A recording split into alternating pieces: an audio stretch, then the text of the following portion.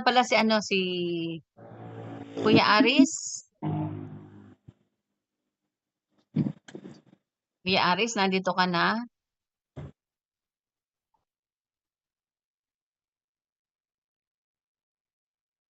Pag sinabing knowledge, ito ay kaalaman sa Tagalog. Pagka sinabing intelligence, ito ay katalinuhan. Pagka sinabing wisdom, ito ay karunungan sa Tagalog. So, ibig sabihin, pagka tinignan natin ang bawat isa, mayroon tayong mga bagay na meron tayong makikitang mga bagay na halos magkakapareho sila, pero makikita din natin na mayroon silang tinatawag na pagkakaiba. Pero pag kinuha natin ang intelligence at saka yung knowledge, halos pareho sila. Ibig sabihin, in terms of degree, pareho sila ng tawag dito, ng lalim o ng bigat in terms of definition. Pero pagka kinuha natin kasi yung karunungan, in which sa English ito ay wisdom, ibig sabihin mas malalim ang tinutukoy ng wisdom. Bakit? Kasi pare-pareho silang tatlo. Dahil ito ay naa-acquire, pero ang wisdom kasi, iyon yung ina-apply, iyon yung isinasabuhay.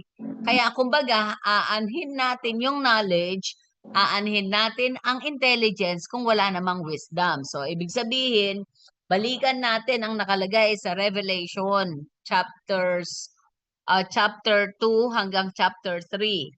Doon madalas sinabi ng anghel ng Panginoon yung salitang, those who have an ear, let them listen. Ibig sabihin, yung ear doon, iyon ay figurative, na ibig sabihin, mayroon siyang mas malalim na tinutukoy. Hindi siya basta taenga lang, kundi ito, ibig sabihin, yung mga aral na narinig mo, yung mga aral na natutunan mo, pagka sinabing listen, ibig sabihin, mas malalim iyon sa ibig sabihin ng salitang hear. Those who have an ear, let them listen. Hindi sinabing those who have an ear, let them hear. Hindi sinabing ganon ng Espiritu Santo ng Panginoon o ng anghel ng Panginoon pala. So, ibig sabihin, pagka pinag-usapan natin ang listen, it is somehow similar to the word wisdom. Na ibig sabihin, anuman ang mga bagay na narinig mo, anuman ang mga aral na narinig mo, anuman ang mga turo na narinig mo, dapat pinakikinggan mo ito. So, ibig sabihin, hindi lang siya basta naririnig, kundi dapat pinakikinggan. Pagka sinabing pinakikinggan, inuunawa at isinasabuhay, inilalagay sa buhay. Kaya nga, kung papansinin natin, sa listening, it is also equated to the word wisdom. Bakit? Kasi, yung mga bagay na naririnig mo, hindi mo lang siya basta pinakikinggan, kundi isinasabuhay. Kaya tama kayo upon saying, although kanina, yung unang sinabi ni Kuya Arlan, na ang sabi niyang ganyan, alam mo nga ang gamit ng mga motor. Pero kung hindi mo naman siya alam gamitin sa pagkukumpuni, ibig sabihin, what is the use of knowing those tools? O kaya yung parts. Kaya ibig sabihin, parang ganito yan. Kapag ka narinig mo ang isang aral ng Panginoon, anong silbi nang nakikinig tayo sa salita ng Diyos, anong silbi nang nag-aaral tayo sa salita ng Diyos pero hindi natin nagagawang i-apply o isapamuhay ito, or sa English ay internalize. So ibig sabihin, if we are in the process of internalization of what we heard or what we hear rather, ibig sabihin, nandoon ka sa state na ikaw ay mayroong karunungan. Kaya kung papansinin natin sa Proverbs, hindi ba? Hindi naman sinabi na matalino ang taong kaunting magsalita kaysa sa mga taong maraming sinasabi. So, ibig sabihin, makikita natin na hindi yung talino ang ginagamit kundi yung karunungan. Kaya kung papansinin natin, ibig sabihin na maliwanag na tawag dito, maliwanag na nakikita natin ngayon na higit na mas malalim ang kahulugan ng salitang wisdom kaysa sa salitang intelligence o kaya ay knowledge or knowledgeable.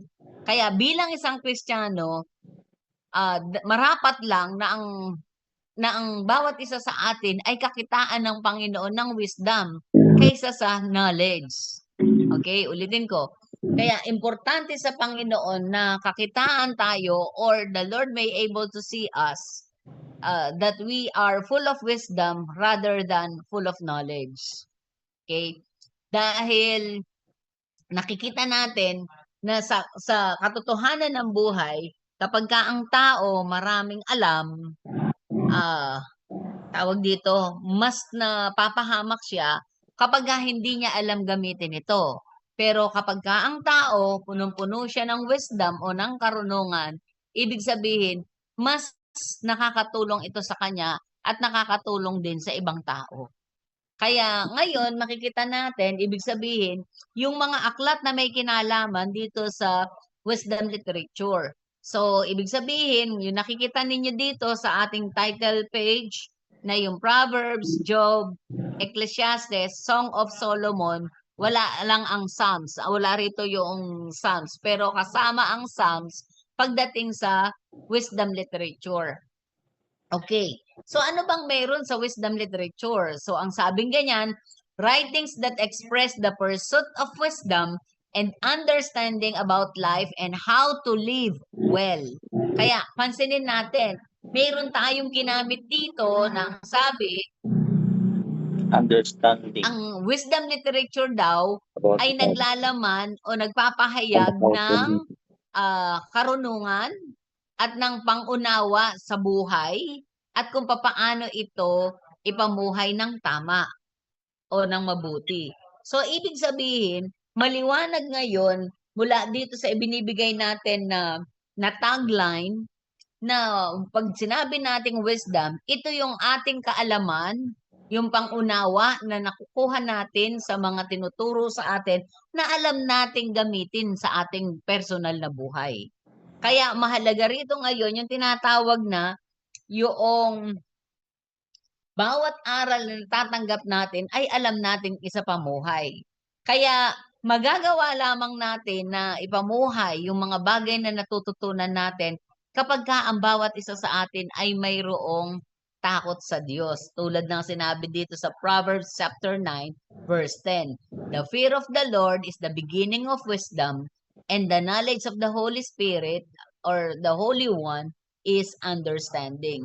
Kaya maliwanag na ipinakikita sa atin na kapag ka ang tao ay mayroong takot sa Diyos, ibig sabihin, alam mong ipamuhay yung tinatawag na wisdom. Alam mong gamitin yung tinatawag na wisdom. Alam mong isa pamuhay yung kaalaman na mayroon ka. Kaya importante na ibig sabihin mayroon tayong alam doon sa Holy One, walang iba kundi ang ating Panginoon o yung ating Diyos, dahil kapag ka tayo ay may alam sa ating Diyos, sa ating Panginoon, yung ating pangunawa sa Kanya ay lumalawak at sa ganoong paraan, yung pagkatakot natin sa Kanya ay nai-establish. Kaya importante na mayroon tayong alam sa ating Panginoon. Importante na mayroon tayong pangunawa sa kalooban ng Panginoon dahil kasi doon nagsisimula na ma-establish sa atin yung tinatawag na karunungan. Okay. So, kuhanin natin ngayon.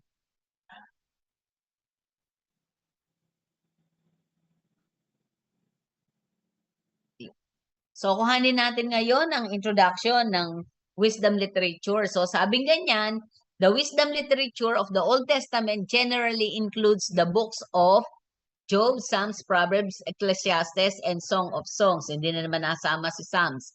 These writings differ from the historical books and prophetic books because they focus less on Israel's national story and more on universal human experiences. The suffering, the morality, the worship, relationships, meaning of love, and the pursuit of wisdom. So, ibig sabihin, pagdating dito sa wisdom literature, makikita natin na hindi ito tumutukoy merely sa bansang Israel, kundi sabi nga rito, ang approach dito sa wisdom literature is more on universal human experiences. So tumutukoy ito kung papaano ang buhay at ang mga karanasan ng mga tao sa buong daigdig. Okay? So doon siya nakafocus. Kaya yung learning pagdating dito, kung papaano ang buhay ng mga tao universally. Kaya nga sa wisdom literature, mayroon tayong mga katanungang practical at saka philosophical. Kaya normally, ang mga tinatanong natin, sabing ganyan, bakit nga ba yung mga matuwid na tao ay naghihirap? So universal ang tanong. Bakit ang mga matuwid na tao ay naghihirap? Ano nga ba ang kahulugan ng buhay? Kaya nga, hindi ba, sa mga tanong na ito, makikita natin na universal ang approach pagdating doon sa knowledge na ibinibigay. So, how should people live wisely? Papaano nga bang mabuhay ang mga tao ng may karunungan? And then yung pang-apat, how can humans worship and relate to God? Papaano nga ba na ang mga tao ay sumamba at ihalintulad nila ang kanilang mga sarili o ihambing nila ang kanilang mga sarili sa Diyos? And then yung pang-lima, what is the value of love, work, and human relationship? Ano ba ang halaga ng pag-ibig, ng gawa, at saka ng pakikipagrelasyon? So, ibig sabihin, pag pinag-usapan natin ang human relationships dito, pumapasok dito ang isang katotohanan na relasyon ito sa Diyos, relasyon sa kapwa-tao, at relasyon sa magulang, sa anak, at saka sa asawa. So, ibig sabihin, ang approach pagdating dito sa wisdom literature, tumatalakay ito doon sa kahalagahan ng pamilya. Okay? So, ibig sabihin, mayroong mga aral o mayroon mga mensahe na ibinibigay pagdating sa relasyon sa pamilya. Kasi human relationships ibig sabihin hindi lang siya isa, kundi marami. Okay? Next. Itong mga aklat na ito, sabing ganyan, use poetry, reflection, songs, proverbs, and dialogue to explore life deeply and spiritually.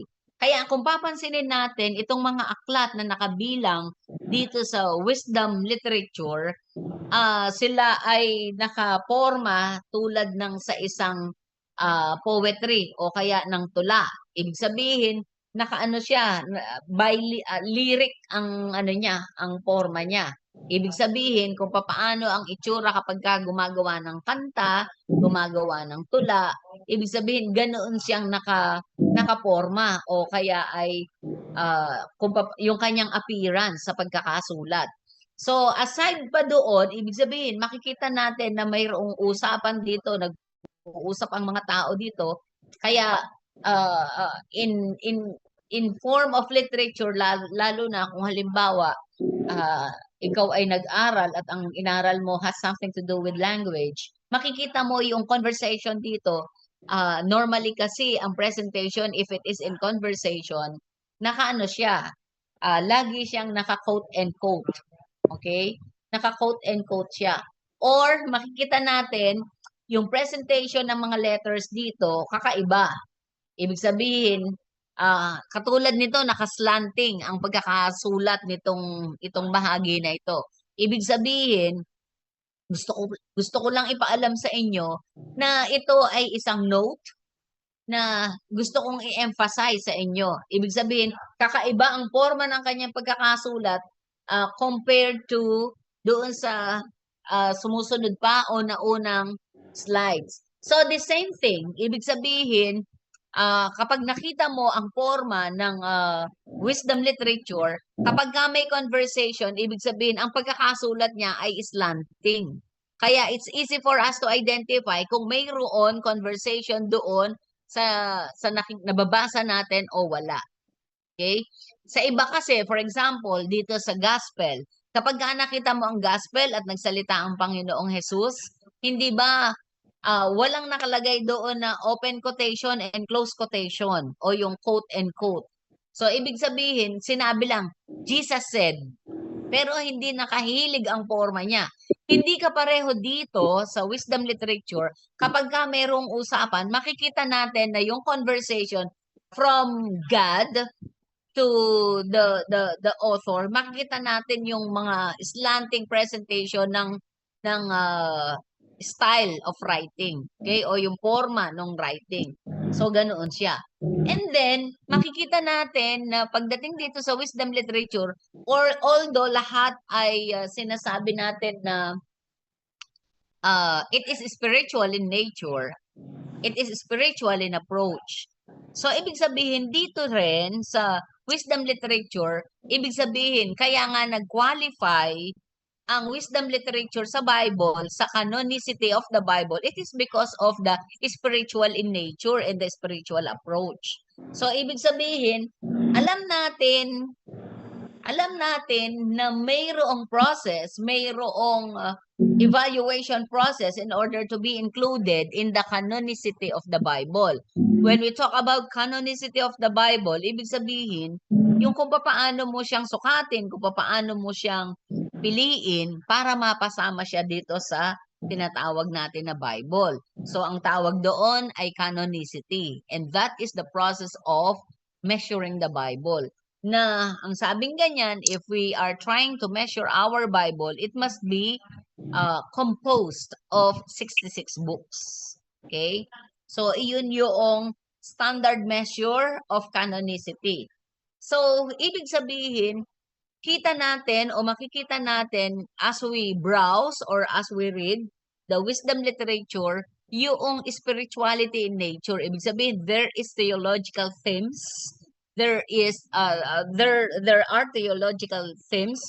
There are theological approaches within the wisdom literature. So, ibig sabihin, makikita natin kung paano kumikilos ang Panginoon even though it is a wisdom literature.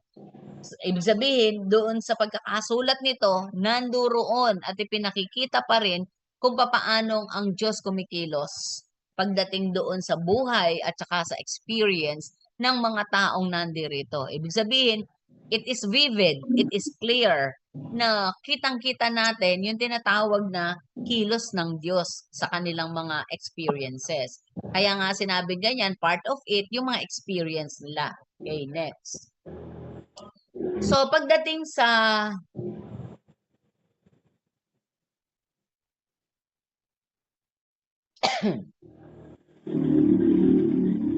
okay. So, pagdating dito sa wisdom literature, nandirito yung tinatawag na nature and characteristics. Pasensya na ha, lumubog, iaayos ko na lang.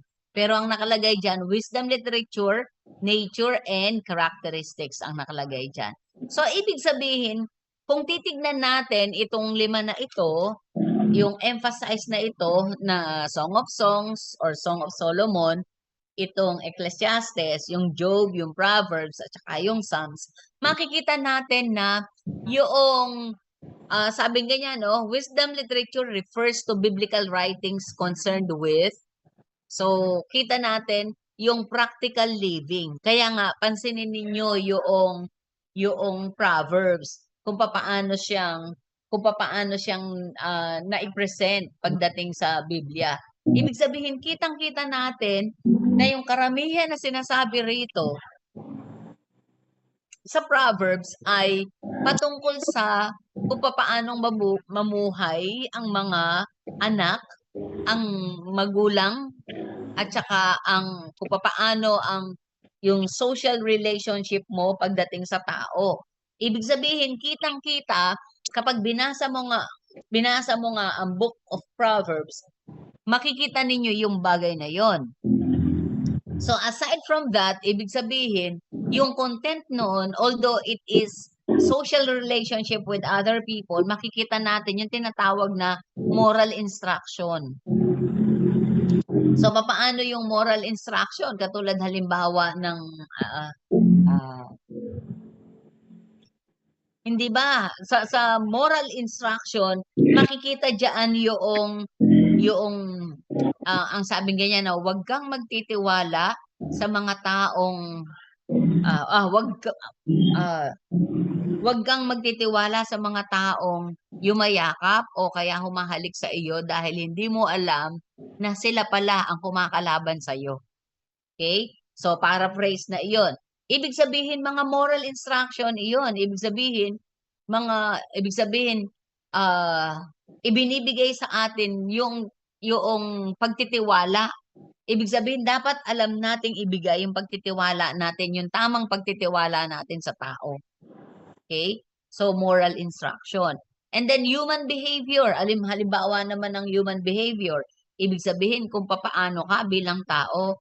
Kaya sabing ganyan, do not show partiality. Human behavior yon. So, ibig sabihin, huwag tayong nagtatangi.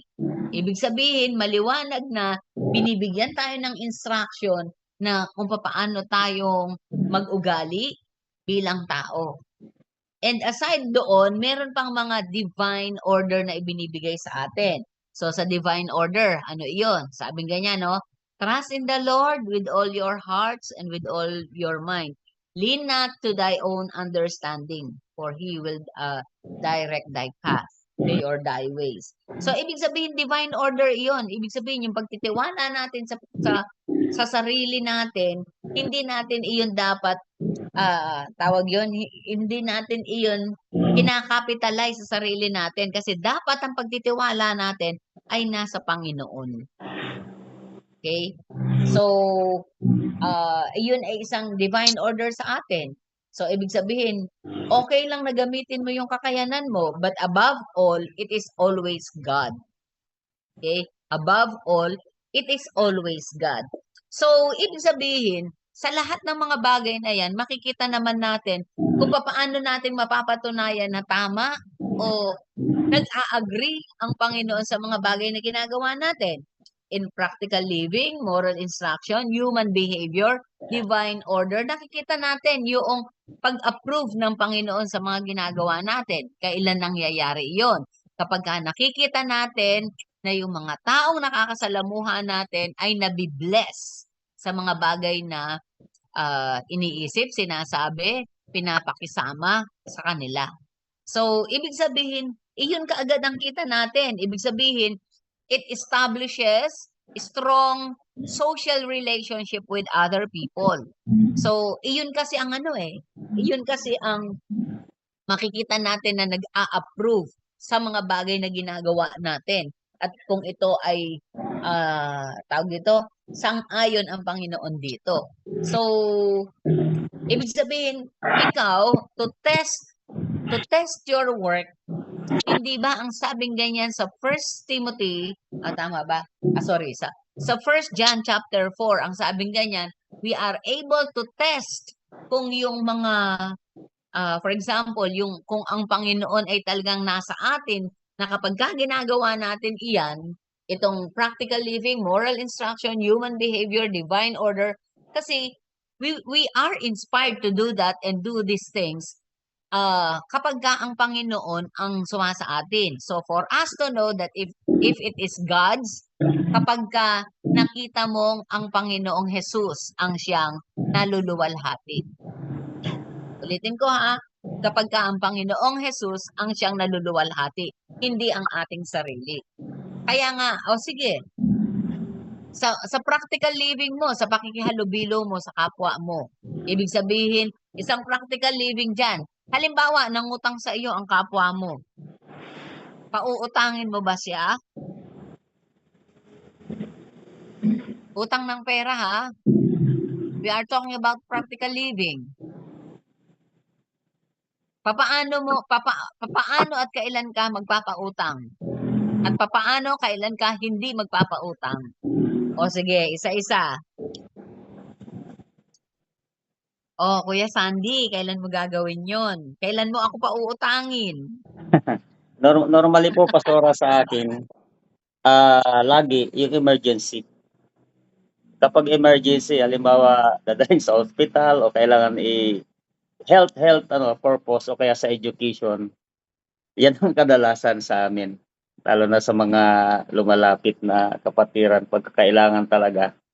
Yung kailangan na kailangan yung in need, emergency, mga gano'n. Pero pagka alam ko na gagamitin sa ibang bagay na parang hindi ko naman may ano rin kasi parang dapat may discerning ka rin kung saan nila gagamitin yung pera. Hindi Okay. naman yung kaya lang po na maibigay, 100. Mahirap palang umutang sa yun eh.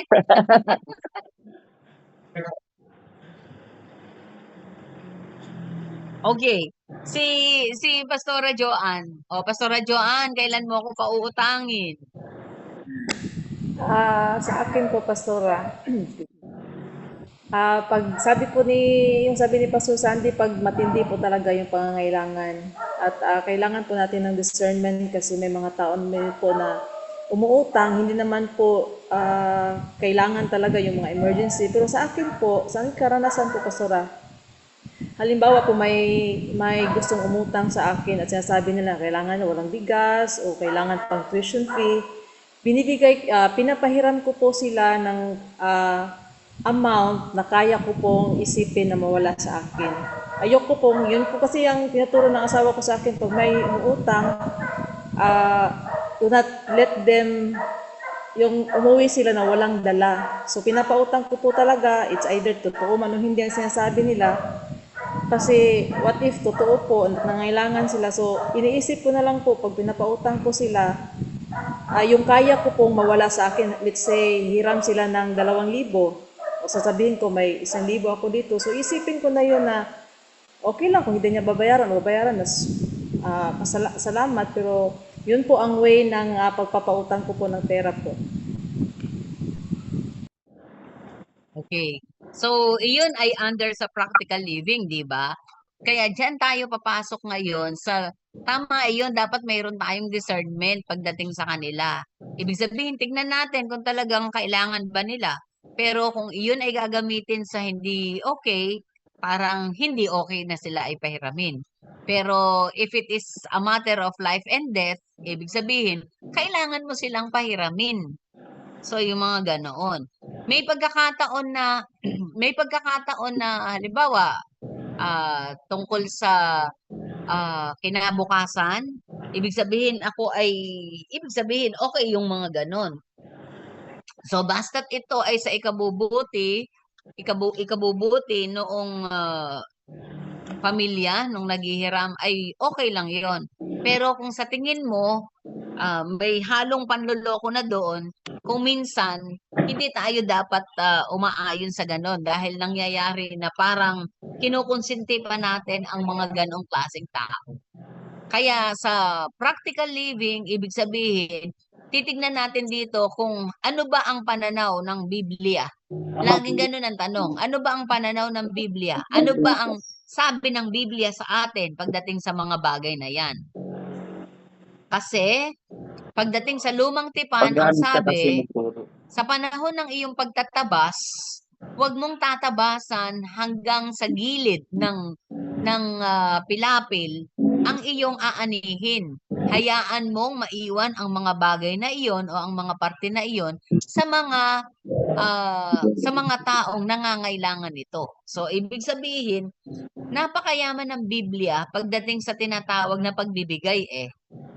Okay? O sa pagbabahagi ng mga tinatangkilik. Ibig sabihin, ang prinsipyo na pinakikita dito ng Panginoon, kaya ayaw niyang ipasagad hanggang gilid ng pilapil yung mga inaani, ay para magkaroon ng pagkakataon na makakuha yung mga wala talaga. Hindi ko kayo dapat So, ibig sabihin, ang tinitignan dito ng Panginoon na wala talaga, yung mga babaeng balo. Bakit? Dahil sa lumang tipan, karamihan bigyan ko na lang. ng gumagapas, gumigiik, ay mga Mamaya babae, hindi ang mga lalaki. So, ibig sabihin, intention iyon para doon sa mga babaeng balo na wala na talagang kabuhayan at iyon na ang kanilang ikabubuhay. So, in short, tama kayo na it is a matter of life and death. Ayun, yung mga taong i-consider ninyo. Okay? So, iyon siya. So, baba na tayo dito sa reflection on life's mysteries. So, ibig sabihin, dito sa wisdom literature, makikita natin na mayroon ditong tinatawag na reflection, yung mga experience ng prominent people dito sa wisdom literature. For example, doon sa buhay ni Job, Kaya ako nung siya ay pinag- maranasan niya na lahat ng hirap, noong mawala na sa kanya lahat. Okay? Aba, Kung titignan natin, matindi yung pagsubok na binigay sa kanya ng mga taong nakapaligid sa kanila. Dahil hindi lang yung asawa niya, hindi lang yung mga kaibigan niya, yun talagang humihimok sa kanya na talikuran na ang Panginoon. Ibig sabihin, lahat ng mga taong nakapaligid sa kanya ay hinihimok na siyang talikuran ng Panginoon kasi sinasabi nila na pinabayaan na siya ng Panginoon. Pero hindi ba nagkaroon ng reflection doon si Job? Ano ang mga bagay na naging reaction ni Job sa mga taong nagsasabi sa kanya ng ganun? tayo niya. O, sino yung nakakaalala sa inyo? Ano ang reaction ni Job sa mga pinagsasabi sa kanya ng mga kaibigan pati ng asawa niya?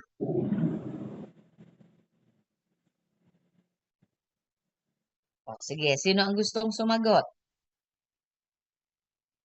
Magandang gabi po, Pastora. So, Sinong gusto? ako po, Pastora. O, sige. So, sa pagkakatanda ko po, nung binasa ko din po yung Book of Job, talagang sinubok nga po. Sinubok yung pananampalataya ni Job. Hanggang sa sabi niya, tawag dito, masidhi po yung naging reaksyon niya sa ginagawa sa kanya ng Panginoon or sa pagsubok sa kanya ng Panginoon. So hanggang sa hinubad niya po lahat ng damit niya, tapos nilagyan niya po ng abo. Kasi sabi nga po sa ubo siya nanggaling, sa ubod din po siya babalik. Then parang kinukutya, ayun, pinipilit po siya na parang wag na maniwala ng kanyang mga kaibigan. Pero sabi niya, pinapipilit na niya na wala siyang nagawang kasalanan. Sa Old Testament po kasi pagka ikaw ay halimbawa ganun, pinahirapan ka, nagagalit sa iyo ang Panginoon mo, may nagawa kang masama, may nagawa kang bagay na laban kay Lord, pag tinanggal sa iyo lahat ng biyaya na karangyaan, ganun. Kaya ganun po yung pinipilit na ng mga kaibigan niya. May nagawa si Job na kamalian. So pero ang pilit naman ni Job na tapat siya sa Panginoon. Kaya nga po nagtataka siya ano ba nagawa niya, hindi niya maunawaan kung ano ba yung nagawa niyang mali.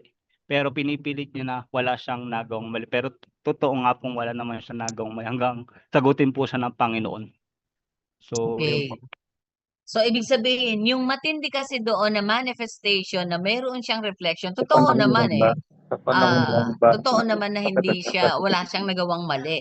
Pero, ang sabi ng Biblia, walang matuwid. Wala kahit isa. Sabi sa Romans 3 verse 10, diba? Walang matuwid, wala kahit isa. Pero si Job, sinasabi niyang hindi siya nagkasala. So, ganoon pa man, nagkamali man siya sa kanyang pagsasalita, pero sa kanyang paggawa, ibig sabihin, yung tawag dito, halos natakpan na yung sa kanyang ginawa, doon sa kanyang sinabi. Ano ba yung bagay na kanyang ginawa? Hindi ba nagsuot siya ng sako at nagbudbud siya ng abo sa kanyang ulo? So, anong pagpapakita nun? Ang pagpapakita o yung gesture kasi na iyon ay nagpapakita ng tawag dito, pagpapakumbaba sa harapan ng Diyos. Okay? Yung ikaw ay yumukod sa Panginoon, face on the ground, ganon ha, face on the ground. Kapag tayo ay lumuluhod sa Panginoon at yung face natin on the ground, ibig sabihin, halos mahalikan mo na yung ground. Ibig sabihin, iyon ay pinakamababang what shall I say? Siya ang pinakamababang manifestation sa atin na pwede nating gawin sa ating pagpapakumbaba sa harapan ng Diyos. Kaya nga kung papansinin natin, bahagi sa mga gestures ng mga Muslim o ng mga Islam, yung kapag ka sila'y nananalangin, ang ginagawa nila, yumuyukod sila. Yung pagka sila ay nagsasala-sala, sala-sala kasi ang tawag dun eh. So, ibig sabihin, iyon yung pinakamababang gesture na pwede nating ipakita sa Panginoon na tayo ay nagpapakumbaba. Although, sa pagtataas ng ating mga kamay habang tayo'y nananalangin sa Panginoon is also a sign of uh, uh, tawag dito, pagpapakumbaba natin sa Panginoon. Pero mas matindi kasi yung gesture na yung face down ka. Ibig sabihin, face on the ground at nakaluhod. Okay? Kaya yung gesture na iyon, ibig sabihin, nagiging totoo ka kasi sa sarili mo once you're doing it. Diba? Gagawin mo yung ganong klaseng gesture kapag totally surrender ka sa Panginoon. So, ibig sabihin, nung ginawa iyon ni Job, yung total surrender niya ay binigay niya sa Panginoon, ibig sabihin, alam niyo ba yun, if you are pressed on wall, yung kapag ka ikaw ay yung nasa kote ka na at ikaw ay nakaano na sa dingding, nakasandal ka na sa dingding. Ibig sabihin, kapag ka ganoon ang gesture mo doon sa taong humuli sa iyo, ibig sabihin wala ka nang magagawa. Ibig sabihin, sukong-suko ka na sa buhay mo, sukong-suko ka na sa sarili mo, sukong-suko ka na sa harapan ng Diyos. So, ibig sabihin, ganoon ang gesture na ginawa ni Job. Na kahit na, ibig sabihin, kahit na nagsalita pa siya at nasabi niya na wala naman siyang nagawang pagkakamali. Totoo naman na wala. Pero, it might be a sign of pride kasi kapag ka sinasabi natin yung gano'n na hindi naman ako nagkasala eh, hindi naman ako ang mali eh. Diba? Halimbawa, sa pakikipag-away na lang o napaaway tayo tapos sinasabi natin, hindi naman ako nagkamali eh. Always remember kapag ka ang tao nag-away, ibig sabihin, it is always relational ang away. Kaya nag-aaway ang tao kasi hindi nila mapagkasunduan yung isang bagay dahil kasi pareho silang hindi gusto ang sitwasyon. Kaya yung relasyon nila sa punto na iyon ay naaapektuhan. So ang tendency, nakaka-capture ka tuloy ng tinatawag na pride at nawawala sa iyo yung tinatawag na kapakumbabaan. Kaya, ibig sabihin, dito natin makikita. Kapag natutunan natin yung tayo ay nagpakumbaba, ibig sabihin, it is the humblest way of showing our yung submission to God. Yung ganong klaseng gesture. Okay? Yung ganong klaseng gesture. So, si Job, ginawa niya yon. And then, what was good in the gesture of Job? Nung ginawa niya yon right after na ginawa niya yung mga bagay na yon, hindi ba, ano ginawa ng Panginoon? Ibinalik niya lahat unti-unti. Dinoble niya pa yung mga bagay na nawala sa kanya. Hallelujah. Siyempre, yung asawa lang ang hindi dinoble. Pero yung lahat ng mga bagay na nawala sa kanya, dinoble niya at na-triple pa. Pero pagdating sa asawa, pinalitan ng Panginoon ang asawa ni Job ng mas maganda pa at maayos doon sa nauna. Okay? So, ibig sabihin, dito natin makikita na right after ng, dito sa wisdom literature, na ipinakikita yung tinatawag na divine order dito sa buhay ni Job, makikita natin, di ba? Yes, it is experience, human behavior ang pinakita rito. Mama, May moral instruction dito na narinig mo? kahit siya ay, kahit Pag na ako pala siya ay nagpakumbaba, kinukot siya papalitan ng ako kanyang ng mga kaibigan at papalitan ng ng kanyang Diyos ang asawa, ating asawa na hindi mas siya maganda. nagpatalo, kundi ang pananampalataya pa rin niya sa Diyos ang siyang nanaig. Mas maganda. Okay? Kaya right after that, ibig sabihin, nakita natin itong mga concern na ito dito sa buhay ni Job o sa aklat din ni Job. So right after nun, makita natin na ayun nga, yung ginawa ng Panginoon sa kanyang buhay. Ibinalik ng Panginoon ng makalawang beses o makatatlong beses yung blessing sa kanya nung mapagtagumpayan niya yung mga pagsubok na ito. Kaya iyon, pagdating sa bahagi ng aklat ni Job, makikita natin yon. So, sa iba rin mga aklat, ibig sabihin, lalo na sa Proverbs, makikita rin natin itong mga concern na ito. Ibig sabihin, nakalatag.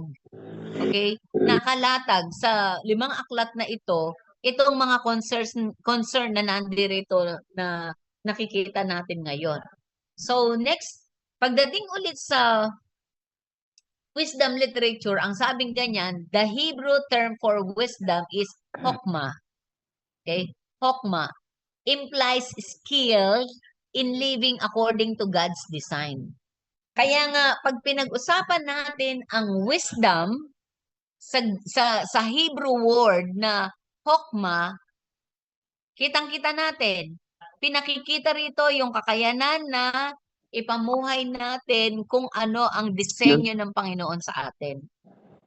O ano ang disenyo ng Panginoon sa atin. So, ibig sabihin, lahat ng nakasama dito sa wisdom literature, ang gustong ipakita rito sa atin ng Panginoon, dahil ito nga ay wisdom, ibig sabihin, yung magkaroon tayo ng kakayanang ipamuhay kung ano ang disenyo ng Panginoon sa atin. Kaya kung ano ang disenyong ipinakikita ng Panginoon sa Book of Proverbs, sa Book of Psalms, sa Book of Job, sa Song of Solomon, sa Ecclesiastes, ibig sabihin gusto ng Panginoon na magkaroon tayo ng kakayahang ipamuhay kung ano ang tinuturo doon. Okay? Wisdom in the Bible is not merely intellectual knowledge. Kaya nga kanina ang tanong ko sa inyo, ano ang kaibahan ng knowledge, ng intelligence, at saka kung ang wisdom ba ay nakapasok doon. So sabi dito, ang wisdom daw na tinuturo ng Biblia ay hindi lang kaalaman. Okay? Hindi lang siya kaalaman. Pero ito ay moral discernment, reverence for God, ability to live rightly. So ibig sabihin, ang tinuturo sa atin o sinasabi sa atin ng Biblia kapag pinag-usapan natin ay wisdom, ang tinuturo dyan, dapat alam natin yung moral discernment. Halimbawa ba ng moral discernment? Halimbawa, nasa paligid mo, nagmumurahan. Salita sila ng salita, nagmumurahan sila. Tapos ikaw nandoon ka. So ano ang bagay na dapat mong gawin doon? O isang halimbawa na ibibigay ko sa inyo. Natural, hindi tayo sanay sa mga sa mga pagmumura.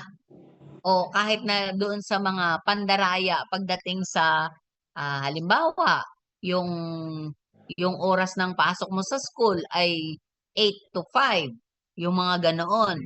Tapos mag-overtime ka, pero hindi mo naman inaayos yun doon sa overtime mo, maging yung oras mo doon sa 8 to 5.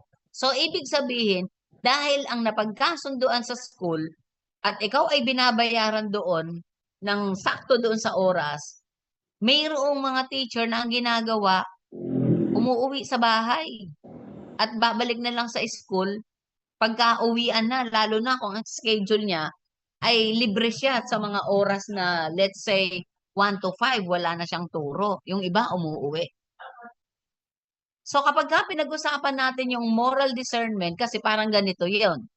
Ako din, meron akong time, lalo na kapag Friday, nung nakaraang semester, free ako ng Friday. So meron akong turo, 2 subject lang sa umaga. So pagdating ng alas 10 hanggang alas 7:30 o alas 7 ng gabi, wala na akong turo. So, yung mga kasamahan ko, yung mga kapwa ko guro na nandoon, ang ginagawa nila, pagka wala silang turo, umuwi sila sa bahay at bumabalik na lang sila alas 7 ng gabi. Hindi sila nagta-time out pag lumabas sila. Kasi ang time out nila, ang gagawin nila, alas 7 ng gabi.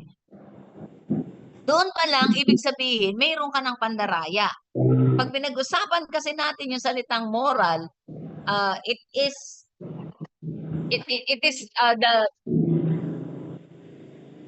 about the of being upright and of being wrong, knowing what is right and what is wrong. So ibig sabihin, kapag alam mo kung ano ang tama at kung ano ang mabuti, dapat yun yung dapat na ginagawa. So, ibig sabihin, makikita natin na kapag alam mong gawin yung mga bagay na iyon, ibig sabihin, yung moral discernment mo ay very good.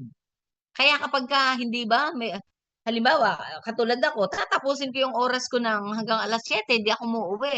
Kahit na wala na akong turo ng simula alas 10 ng umaga hanggang alas 7 ng gabi. Pero ang ginagawa ko kasi, para ibig sabihin, magamit ko yung oras na iyon nang hindi ako matutokso na umuwi. Iyon yung mga time na gumagawa ako ng mga lesson ko sa pagtuturo sa Bible School. Kaya lahat ng mga free time ko, pagdating sa school, iyon yung time na ginagawa ko, yung aking lesson. O kaya doon ako nagbabasa ng mga lesson ko sa pagtuturo sa Bible School. So, ibig sabihin, nagagamit ko yung oras ko doon, bagamat iyon ay para sa Bible School, ibig sabihin, kahit yung mga turo ko sa ibang klase, sa klase ko doon, sa school, ibig sabihin, nagagamit ko pa rin siya. Kaya nga, ibig sabihin, dapat alam natin yung paggamit ng tama at mabuti. Pero tandaan natin, lahat ba ng mabuti ay tama at lahat ba ng tama ay mabuti?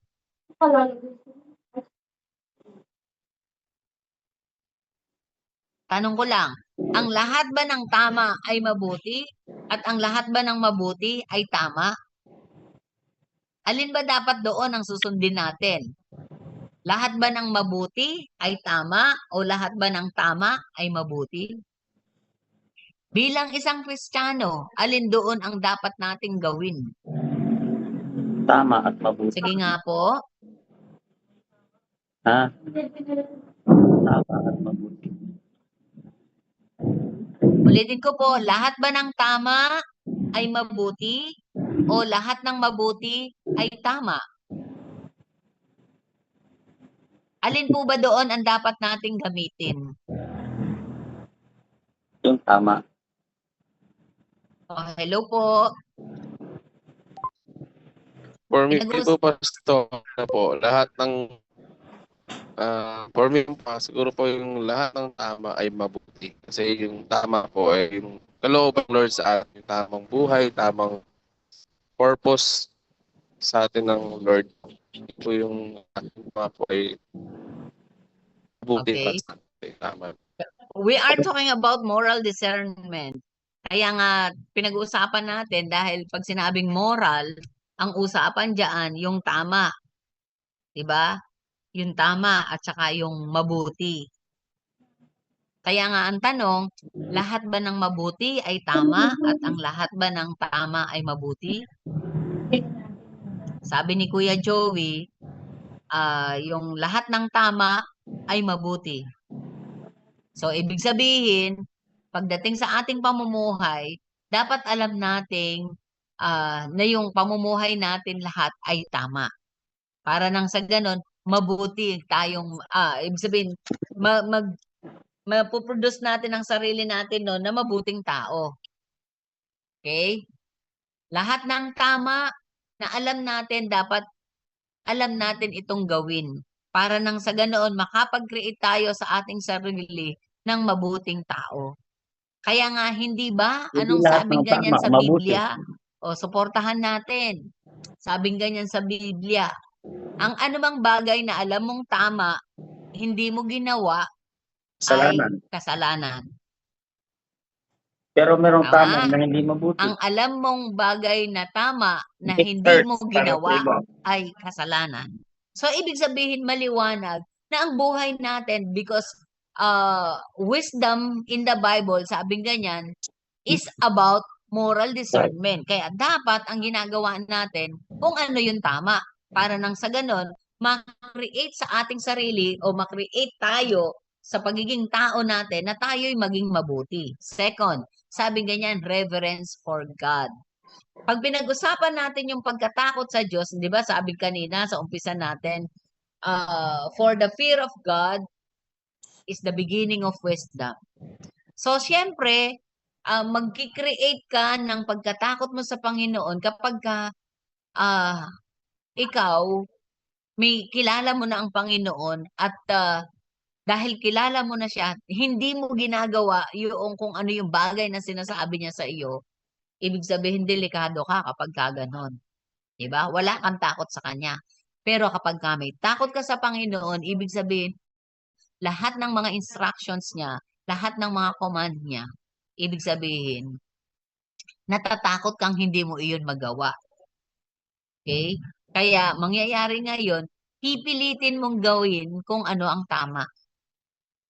Dahil iyon ang mabuti. Okay? Ulitin ko, pipilitin mo kung ano ang tama dahil iyon ang mabuti. And then lastly, sabi ganyan, the ability to live rightly.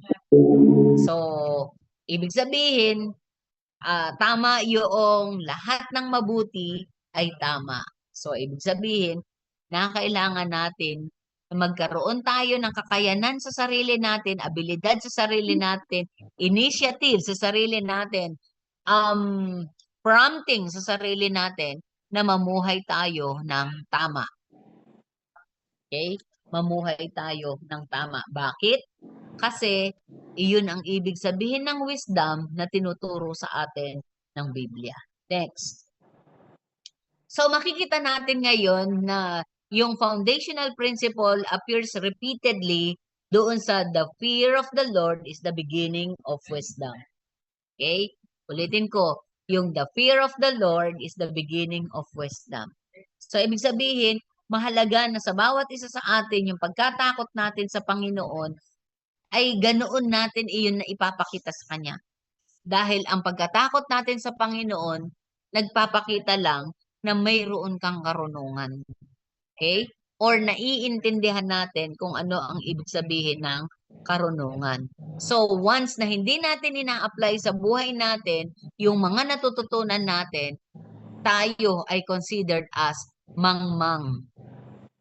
So, in order for us to become wise, therefore we need to live the instructions of God. Kaya, this theme dominates Proverbs and echoes throughout the wisdom books. So, totoo naman yun eh. Yung theme na ito, yung the fear of the Lord is the beginning of wisdom, sabing ganyan, kitang-kita at maliwanag daw ito sa Book of Proverbs. Pero, ibig sabihin, hindi lamang sa Book of Proverbs makikita yung foundational principle na ito, yung the fear of the Lord is the beginning of wisdom. So, hindi lamang sa Proverbs, kundi makikita ito lahat sa wisdom books na mayroon tayo. Ibig sabihin, na masasalamin natin itong theme na ito, yung foundational principle na ito, sa lahat ng wisdom books. Okay? So, makikita natin ngayon sa Hebrew poetry, okay, sa Hebrew poetry, by the way, pagka sinabi nating Hebrew poetry, itong na nga sa Old Testament.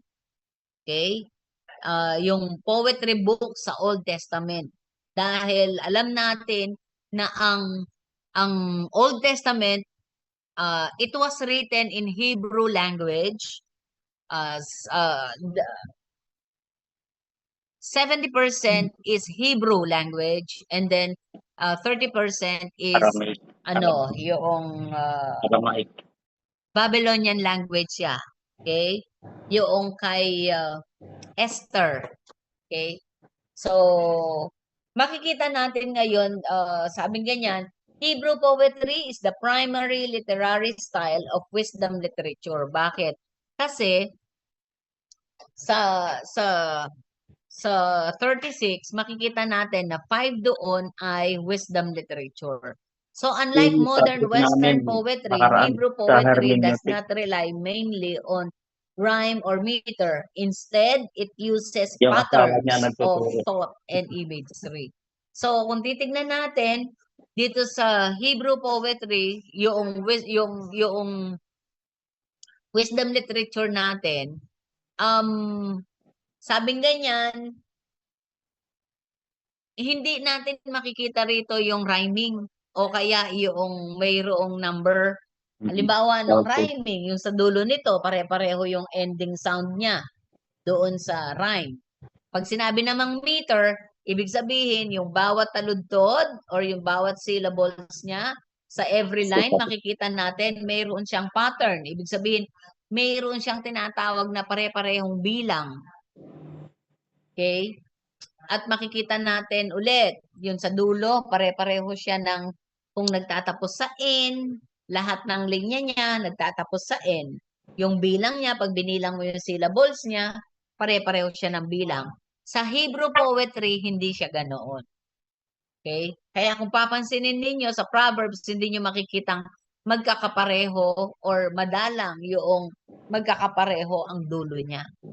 So, isa pa roon, Yung point ni makikita Balagtas. natin na ang Hebrew poetry, pagdating sa Ang imagery, ibig sabihin doon sa yung mga symbols, sa mga images, or tama, sa mga symbols and images na ginagamit, very particular ang Hebrew literature pagdating doon. Kaya kung papansinin natin, mayroon dyan mga, ibig sabihin, mayroon mga ginagamit dito na lang sa dito na lang sa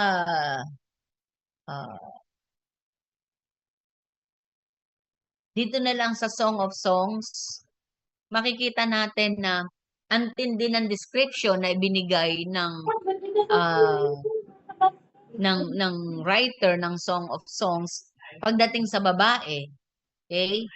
Dahil ang Song of Songs, ang content ng Song of Songs ay kung papaano ang magkasintahan, kung papaano ang nagmamahalan, kung papaano yung pagtrato nila sa isa't isa, yung caressing, no? Ibig sabihin, dinescribe dito, pero ang ginamit, hindi yung parts ng katawan ng babae o kaya ng lalaki, kundi ang ginamit dito, nature. So, ibig sabihin, image ang ginamit para maipakita o mailarawan kung ano ang katawan ng babae. Okay? Kaya kapag binasa mo yan, ibig sabihin, wag natin itong titignan ng as it is. Bakit? Dahil punong-puno ito ng imagery, okay? Ng symbols. Na punong-puno ito ng comparison ng tao sa nature. Okay? So next. So sa Hebrew poetry, mapapansin natin the major features of Hebrew poetry, sabi ganyan, unang-una, yung parallelism. Pagka sinabi nating parallelism, ito ang ibig niya sabihin. Parallelism is the balancing of ideas between lines. So, ibig sabihin, makikita natin, kapag meron tayong nakitang unang guhit, kung paano sa unang linya, ganoon din sa pangalawang linya.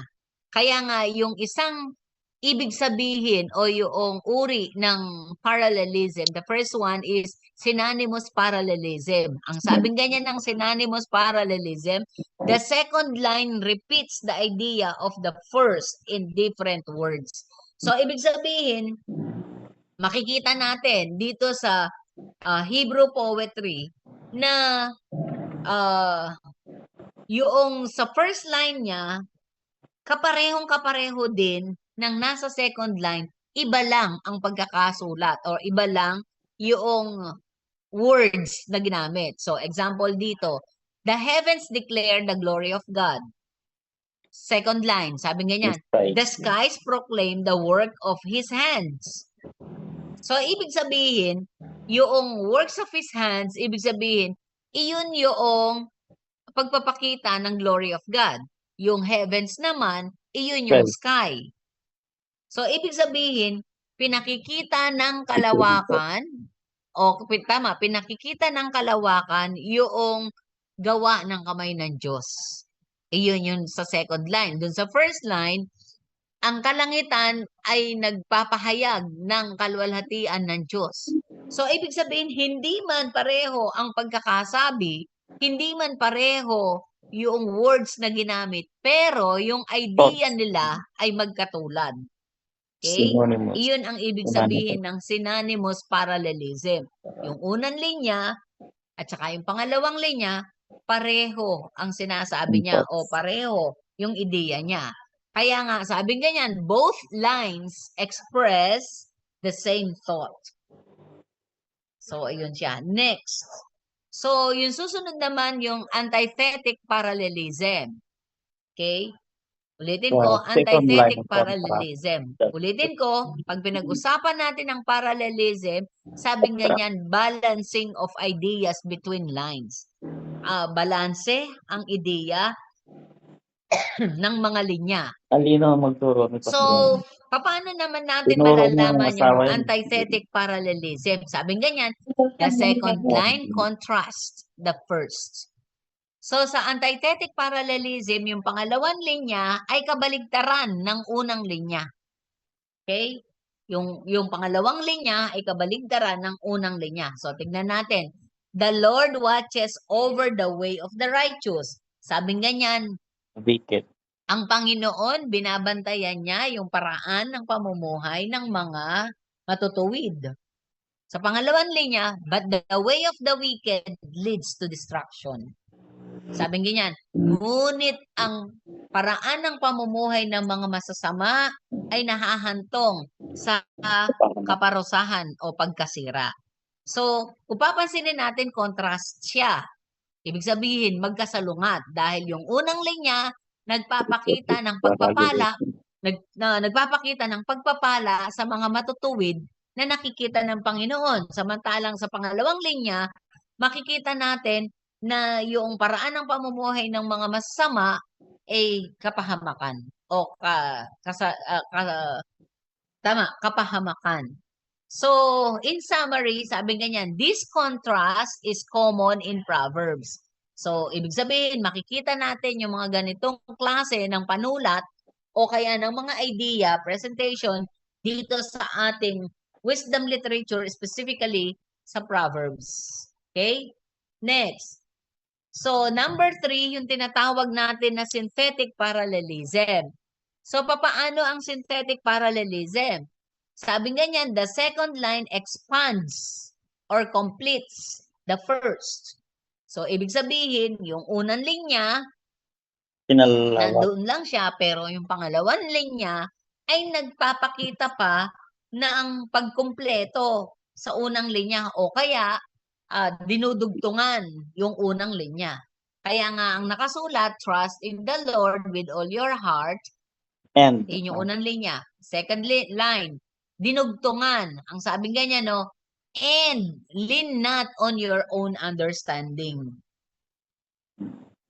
in all So, your ways kanina, ang sabi, and he will direct your path. yung wisdom literature ay binibigyan ng tinatawag na yung open and close quotation. So, pansinin natin, meron tayong open quotation dito at saka close quotation dito sa bandang huli. So, ibig sabihin, diyan ay mayroong pag-uusap. Okay? Mayroong pag-uusap diyan. Nag-uusap ang Diyos at saka yung tao, kung sino man ang pinagsasabihan diyan, ibig sabihin pinakikita na mayroong pag-uusap.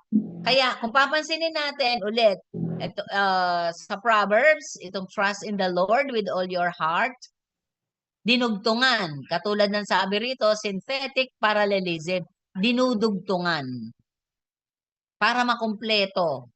So, and, yung salitang and, iyon ang nagpapatunay na dinugtungan o kaya ay hinabaan. Okay, kaya nga, second line expands or completes. So, dinudugtungan, hinahabaan para makumpleto yung unang ideya. Okay? So, iyon ang synthetic parallelism. So, sige, ulitin natin ha. Meron tayong tinatawag na synonymous parallelism. Meron tayong tinatawag na antithetic parallelism. Meron tayong tinatawag na synthetic parallelism. At pang-apat, climactic parallelism. So, climactic. Ang sabi ganyan, the second line builds toward a climax. Ibig sabihin, yung pangalawang linya ay nagpapakita ng tinatawag na yung kataasan ng emosyon. Okay? Kataasan ng emosyon. Kaya nga sabi ganyan, ascribe to the Lord, O heavenly beings. Ascribe to the Lord glory and strength. So, ibig sabihin, yung pangalawang linya, nagpapakita ng kataasan ng emosyon. Okay? Kaya nga, ascribe to the Lord glory and strength. Pagka sinabi kasing ascribe, ibig sabihin, pwede ito sa salitang pasakop tayo sa Panginoon. Okay? Pasakop tayo sa Panginoon ng may kaluwalhatian at kalakasan. Okay? So, ibig sabihin, nagpapakita ng mataas na emosyon. So, ibig sabihin, iyan yung makikita natin at mapapansin kapag ka meron tayo o pinag-aaralan natin yung Hebrew poetry. Ibig sabihin, yung unang makikita natin, yung tinatawag na parallelism. At uulitin ko, mayroong 4 na uri ng parallelism. Okay? Mayroon tayong 4 na uri ng parallelism. Okay, ulitin natin para maalala ulit. Synonymous parallelism, antithetic parallelism, synthetic parallelism, at saka climactic parallelism. So next, so kung titignan natin yung major features ulit ng Hebrew poetry, kanina sinabi na natin na mayroon siyang imagery or symbolism. Mayroon tayong ginagamit na mga image o kaya symbols. So ano yung mga common na ginagamit dito? Sabi ganyan, nature, animals, seasons, light and darkness, water and deserts, shepherds and vineyards. Ano-ano yung mga halimbawa dyan? God as shepherd, wisdom as a woman, human life as grass, love as a garden or flame. So, ibig sabihin, kapag nakita natin na ginagamit itong mga imagery na ito, ibig sabihin, mayroong pinatutukuyan o mayroong pinaghahambingan doon sa message na iyon ang Diyos. Kaya hindi natin po pwedeng tingnan as it is kapag tayo ay nag-aaral patungkol dyan. O lalo na kung gagamitin natin sa preaching, ibig sabihin hindi natin titignan ito ng as it is dahil mayroong pinatutukuyan ang nagsulat kung bakit ginamit niya iyang mga imagery na iyan. Okay? So next, so gumagamit din ang Hebrew poetry ng acrostics na ang ibig sabihin, some poems follow alphabetical structures. Kaya kung papansinin natin sa Book of Psalms, saka sa Proverbs, makikita natin sa Psalms 119 at saka sa Proverbs 31, ibig sabihin yung buo nito, makikita natin na gumamit ng acrostics. Okay? Ibig sabihin, halimbawa, yung pangalan Tess, bibigyan mo ng meaning yung T, bibigyan mo ng meaning yung E, bibigyan mo ng meaning yung S. Ang tawag doon sa style na iyon, acrostics. Okay? Kaya makikita natin iyan sa Book of Psalms, so 119 at saka sa Proverbs 31. So each section begins with successive Hebrew letters. So ibig sabihin, dito sa Psalms, dito sa dalawang reference natin, ang sabi ganyan, each section daw, nagsisimula siya sa successive Hebrew letters. So, ibig sabihin, sa alphabet nila, doon sila nakasunod, hindi sa alphabet natin. Kaya mapapansin natin, yung simula ng letter nila, doon ninyo makikita itong mga bagay na ito. Next, emotional intensity. So, makikita natin doon sa ating pag-scan o sa ating pag-aaral dito sa Hebrew poetry na ito, sa wisdom literature, na yung mga emotions, mga intense emotions ang ginamit tulad ng joy, grief, anger, fear, hope, praise, and despair. So this emotional honesty is especially visible in Psalms, Job, and Ecclesiastes. So sabing ganyan, ito yung mga aklat na nagpapakita ng emotional honesty, yung pagiging tapat, pagiging totoo. Okay? Dito sa Psalm, sa Job, at saka sa Ecclesiastes. So, next, sabing ganyan, yung pangatlo natin, pagdating dito sa wisdom literature, ay ang Book of Job.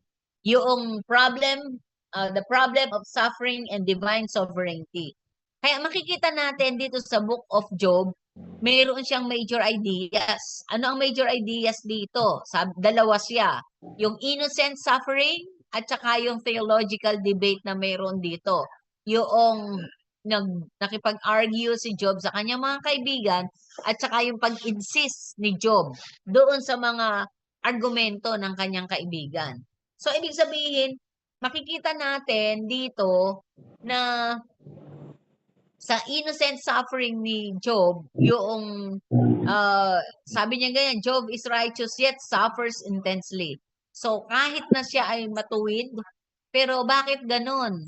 Ang tindi ng kanyang pinagdadaanan. Pangalawa, this challenge, sorry na mali ako. So, these challenges, the simplistic belief. So, ibig sabihin, yung challenge na yon hindi niya kayang kita naman natin na kahit na matindi yung pinagdaanan ni Job, ibig sabihin, parang simple lang sa kanya iyon dahil kasi matindi ang paniniwala niya sa Panginoon. Okay? So, ibig sabihin, napagtagumpayan niya yung mga bagay na iyon, yung matitindi, yung mga intense challenges na iyon, dahil kasi yung kanyang pananampalataya ay focused sa Panginoon. So, good people prosper, bad people suffer. So, makikita natin sa idea na ito ng Book of Job, sa kabutihan ni Job, nag-prosper siya sa mga pagsubok. Pero nakita natin dahil kinalaban din naman siya ng kanyang asawa, nawala siya. 'Di ba? Nawala siya. Pero ibig sabihin, ang Panginoon pinalitan yung nawala Kinalaban pala kay si Job Job ng kanyang asawa. ng doble. So, Kaya dito kung natin ngayon nagpakagbaba siya, makikita, pinalitan ibig ng asawa sabihin, niya na mas kahit maganda. na mayroong matinding suffering si Job, pero nandoon yung divine sovereignty ng Panginoon. Ibig sabihin, nanaig ang pagiging Diyos ng Diyos sa buhay ni Job.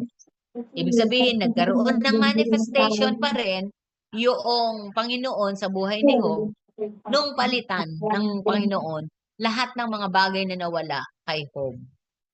Okay? So, iyon siya. Kaya kung titignan natin doon sa divine sovereignty, sabi ganyan, God ultimately responds not with direct explanation but by revealing His wisdom, His power, and the human limitations. So, ibig sabihin, dito ipinakita doon sa divine sovereignty ng Panginoon, ipinakita niya na yung pagtugon ng Panginoon, yung blessing kaya siya tumugon dahil blessing kasi para yung darating sa gustong ipakita ng Panginoon ulit yung kanyang wisdom, yung kanyang kapangyarihan, at gusto niyang ipakita yung limitasyon na pwedeng limitasyon ng tao sa bawat sitwasyon. Iyon ang gusto niyang ipakita.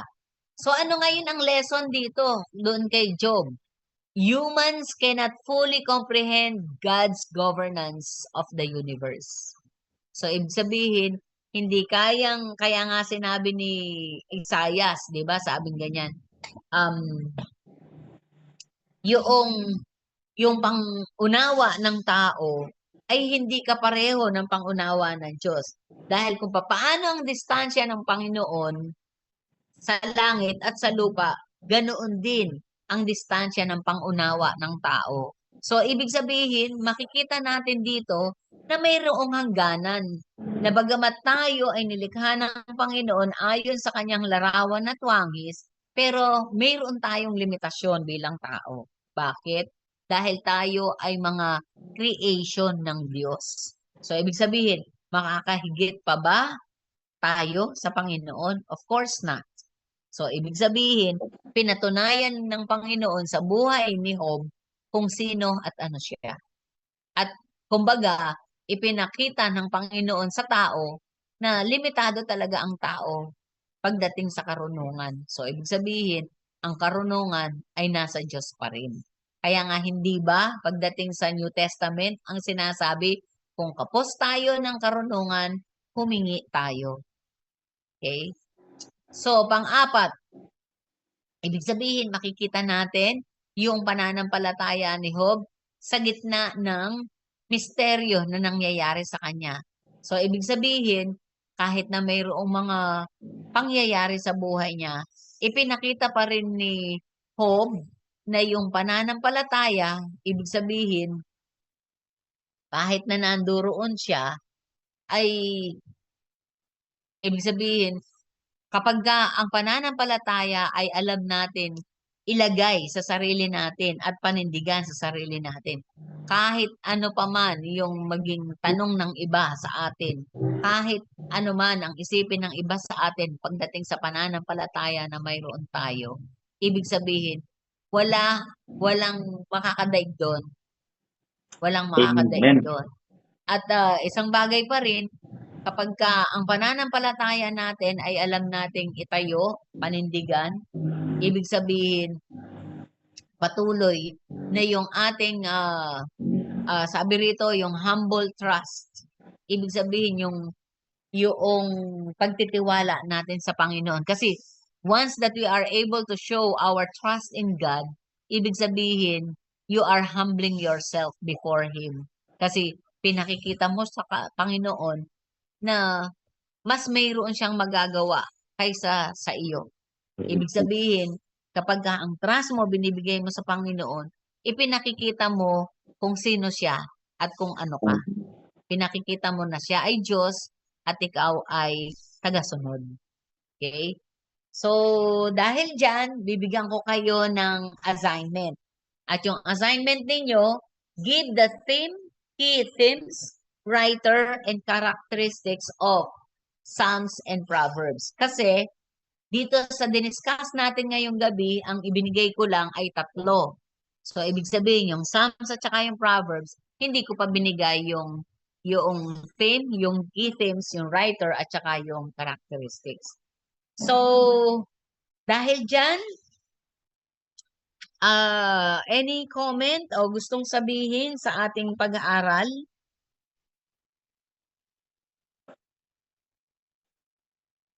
O sige, dahil nahuli si Kuya Ari sa magsasalita. Anong masasabi mo pagdating sa wisdom literature? Good evening po. Ay, good evening. Opo. Doon po sa part na doon sa wisdom literature doon sa kanina po na diniscuss nyo.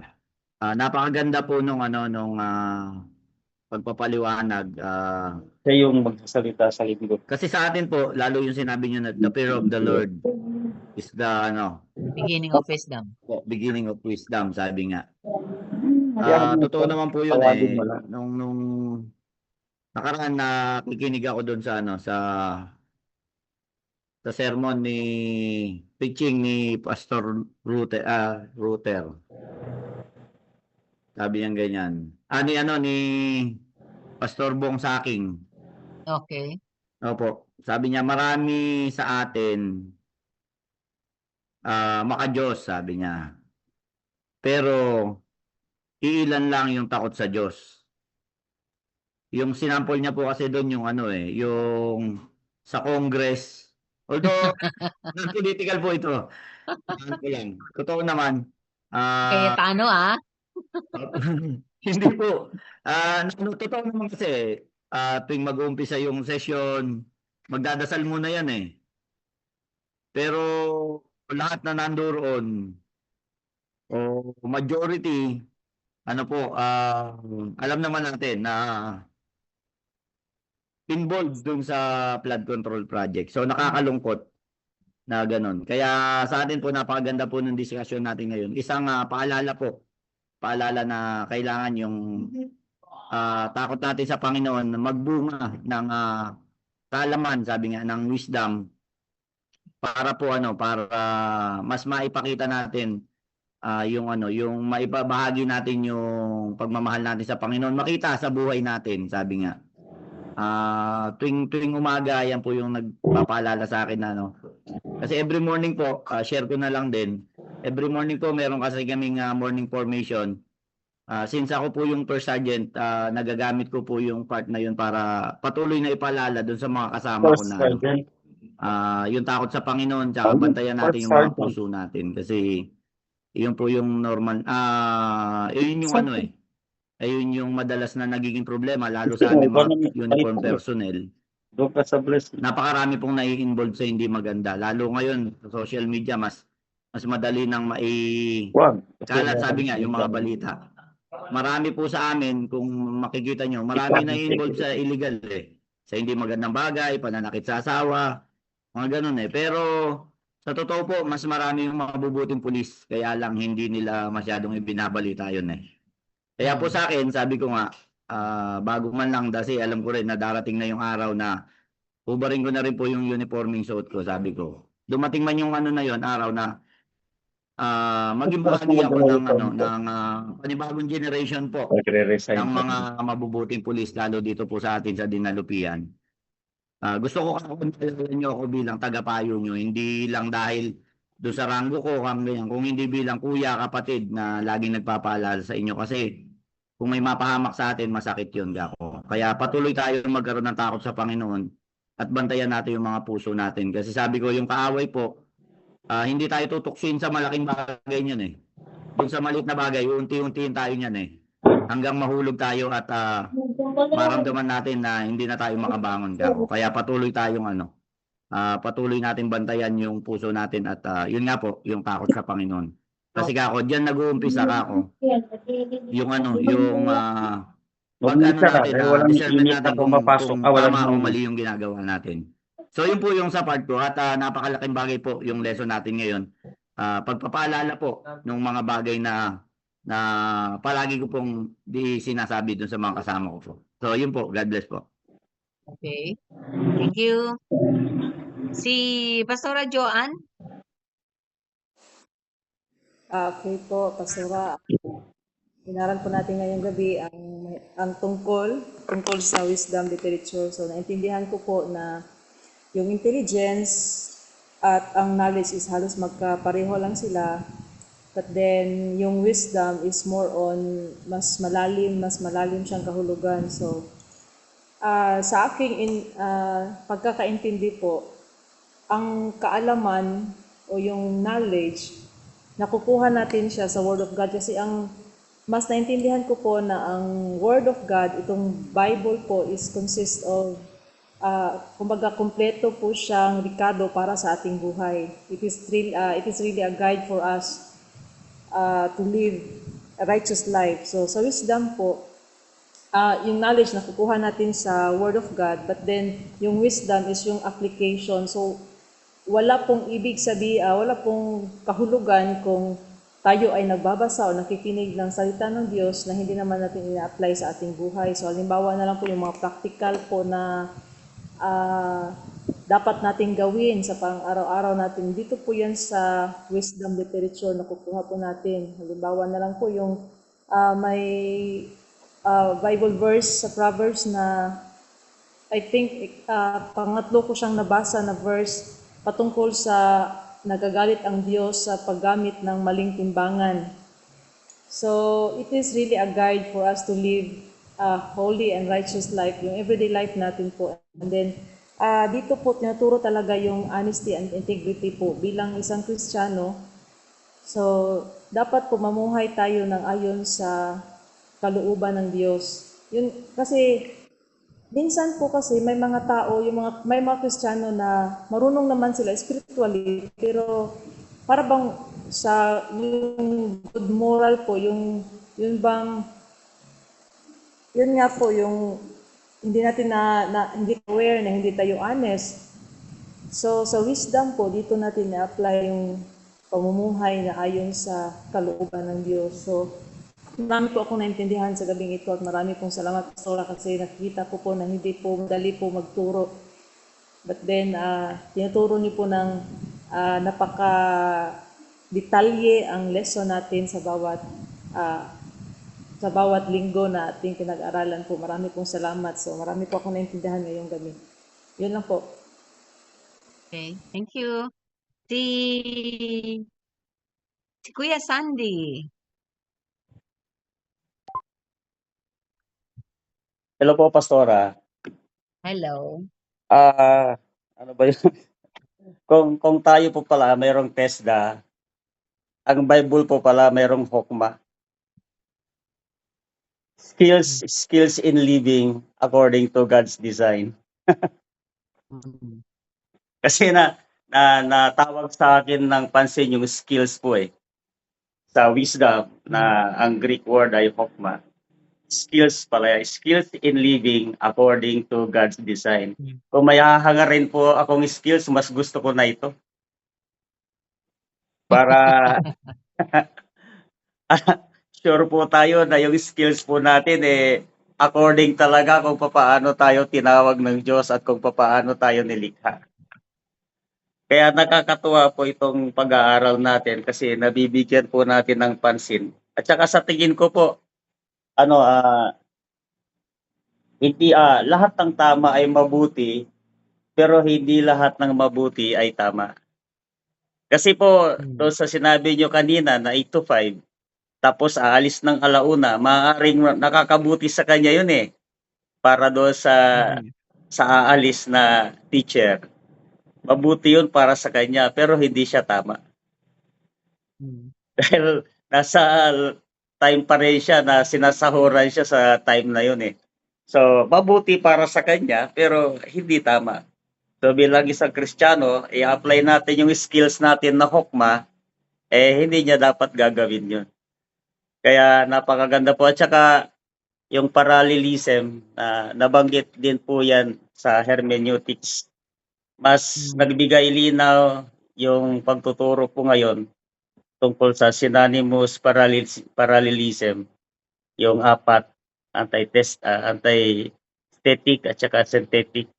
So, makikita po talaga na applying Hebrew literature, kaya nga nabanggit ko rin po doon sa takeaways nung nakaraan sa hermeneutics na kinakailangan talaga balikan yung mga original na salin ng Biblia kasi mas ma-appreciate. Katulad nga po ng the fear of the Lord, yung original po pala niyan nung nakaraan na pag-aralan namin sa hermeneutics, reverence yan eh. Kasi ang takot medyo yung takot parang tungkol pag sinabing ang pagkatakot sa Diyos, sa lang, nakapokus doon sa consequence na kanyang gagawin, pero pagka reverential fear, may kasamang paggalang at respeto doon sa Diyos. So, dahil hindi ka lang takot doon sa consequence at nirerespeto mo siya, mas magaan, makakapaglingkod ka na may joy.